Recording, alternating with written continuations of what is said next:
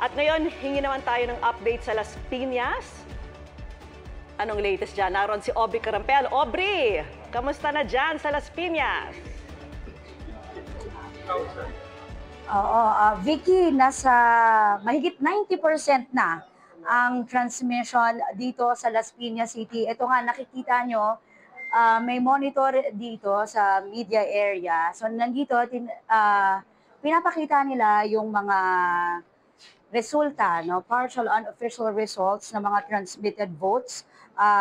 Kanina nga sa monitoring natin, tumatakbong mayor dito na si April Aguilar.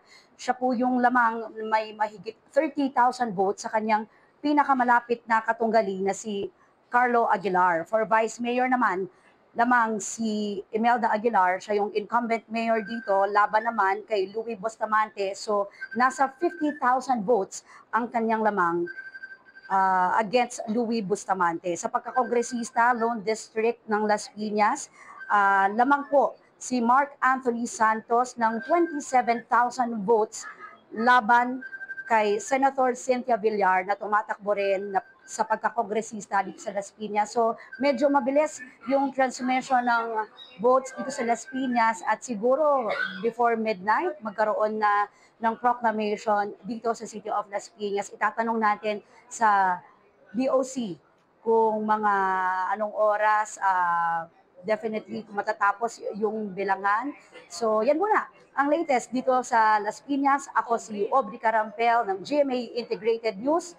Dapat totoo sa eleksyon 2025. Aubrey, binabantayan natin yung Las Piñas din, no? Dahil yung tumatakbo sa pagka-mayor dyan, yung dalawang magkakamag-anak, di ba? Yung dalawang Aguilar.